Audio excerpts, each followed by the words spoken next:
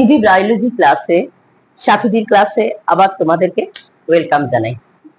আজ আমরা second chapter, class 10 এর সেকেন্ড চ্যাপ্টার নিয়ে কিছুটা আলোচনা করব। কারণ আজকে হলো তোমাদের 2 তারিখ। বেশ কিছু স্কুলে পরীক্ষা স্টার্ট হয়ে গেছে, কিন্তু কিছু কিছু স্কুলে যেহেতু পরীক্ষা এখনো শুরু হয়নি, সেই কারণে যদি তাদের কিছু কাজে আসে, সেকেন্ড অধ্যায়ের কিছু সাজেস্টিভ কোশ্চেন আজকে আমি দিয়ে দেবো। ক্লাস 10 চ্যাপ্টার সেকেন্ড চ্যাপ্টার আমরা কত অবধি করব? আমরা করব জননের আগে অবধি। কি কি কোশ্চেন আমরা করতে পারি, আমরা একটু সহজভাবে জিনিসটা বলি। প্রথমে আমরা পিকচার দিই, ছবি আমরা কি কি প্র্যাকটিস করব। আমরা ছবি প্র্যাকটিস করব আদর্শ ক্রোমোজোমের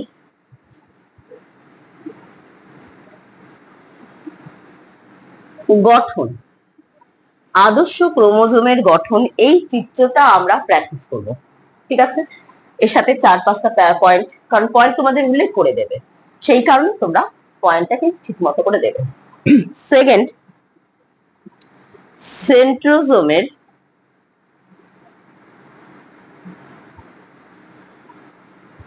অবস্থান অনুসারে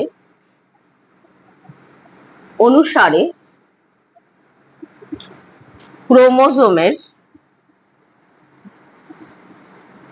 শ্রেণী, সেটাকে আমরা যে 4 ভাগে ভাগ করি সেটা আমি লিখেই দিচ্ছি। একটা হলো মেটাসেন্ট্রিক, মাঝখানে সেন্ট্রোমিয়ার রেখে এইভাবে বেস করে দিয়ে দিলাম মেটাসেন্ট্রিক। ঠিক আছে, 2 number sub metacentric, 3 number acrocentric, আর 4 নাম্বার হলো টেলোসেন্ট্রিক। এই 4 ভাগে কিন্তু ভাগ করা হয়েছে। ঠিক আছে, এইবার এই যে 4টে ভাগ, এর আঁকাগুলো অনেক সময় শ্রেণী বিভাগ সহ চিত্র দিয়ে দেয়। এটা কিন্তু একদম পিকচার ওরিয়েন্টেড কোশ্চেন বেস করে নয়, বাসের পিকচারের ওই জায়গাটা না, 3 নাম্বারের কোশ্চেনের মধ্যে হয়তো এটা দিয়ে দিল। ঠিক আছে, তাহলে সেন্ট্রোমিয়ারের অবস্থান অনুসারে শ্রেণী বিভাগ, এটা মুছে দিলাম। এবার এখান থেকে কি কি পার্থক্য আমরা পড়বো। পার্থক্য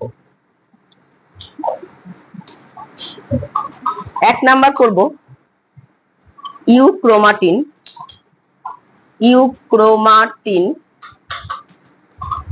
ও হেটারোক্রোমাটিনের পার্থক্য। হেটারোক্রোমাটিন, তাহলে ইউক্রোমাটিন ও হেটারোক্রোমাটিনের পার্থক্য পড়ব। 2 নাম্বার ডিএনএ ও আরএনএ এর পার্থক্য। 3 নাম্বার কি রয়েছে? 3 নাম্বার পড়ব হলো গিয়ে ওই তোমার কি বলে ওটা, মাইটোসিস ও মিওসিস।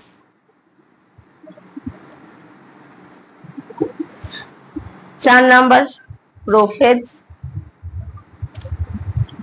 ও টেলোফেজ। মোটামুটি এইগুলো যদি আমরা করি এখন এই মুহূর্তে, আশা করি হয়ে যাবে, কোনো অসুবিধা হওয়ার কথা নয়। ও আরেকটা আছে অটোজোম আর অ্যালোজোম,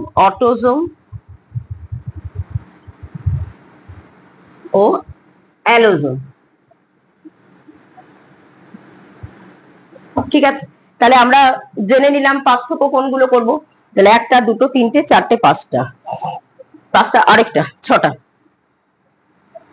উদ্ভিদ ও প্রাণী মাইটোসিস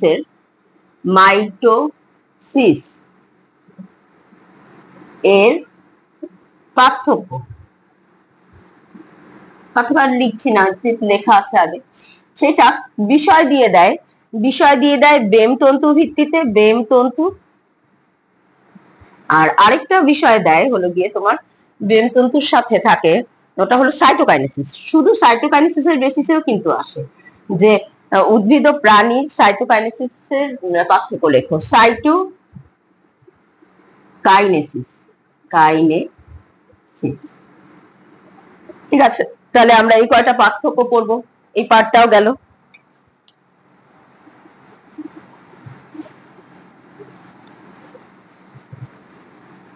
ভালো করে কিন্তু তোমরা এই জিনিসগুলো পড়ে নেবে। এরপরে আমরা বড় প্রশ্নের মধ্যে বা 3-এর কোশ্চেনের মধ্যে কি করব, ক্রোমোসোম,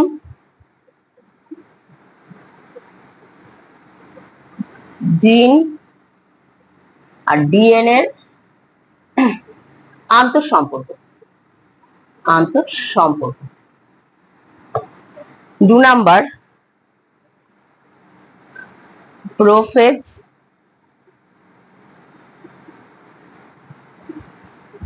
ও টেলোফেজ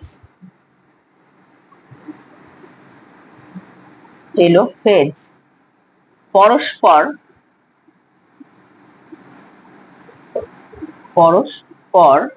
বিপরীত ধ্বনি ব্যাখ্যা করো। বিপরীত ব্যাখ্যা। 3 নাম্বার মাইটোসিস অথবা মিওসিসের তাৎপর্য। মিওসিস এর তাৎপর্য বা গুরুত্ব, বিষয় ধরে আসবে, সবসময় মনে রাখবে সবকিছুর বিষয় ধরে আসবে। 4 নাম্বার মিওসিসকে হ্রাস বিভাজন বলে কেন?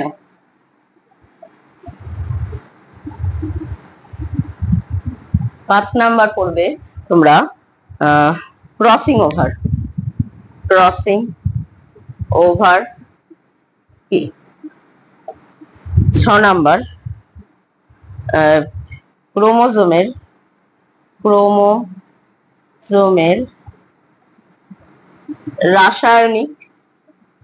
রাসায়নিক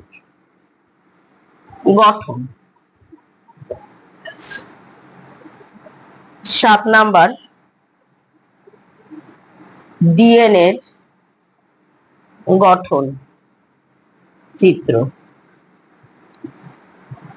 মেটাফেজ আর অ্যানাফেজ আঁকাটা একটু দেখে নিও, হ্যাঁ, আঁকার মধ্যে একটু খেয়াল রেখো।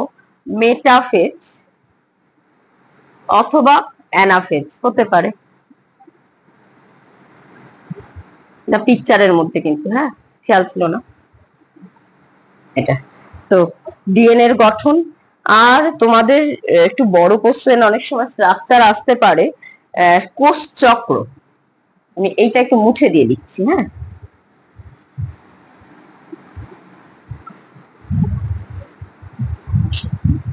কোষ চক্র কি? এর হিস্টোন ও নন হিস্টোন প্রোটিন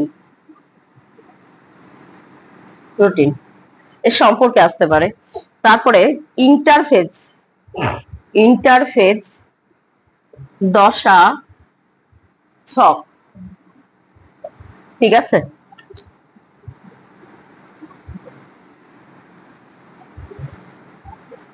আরেকটা হলো পরের question, G1 S G2 G0 এদের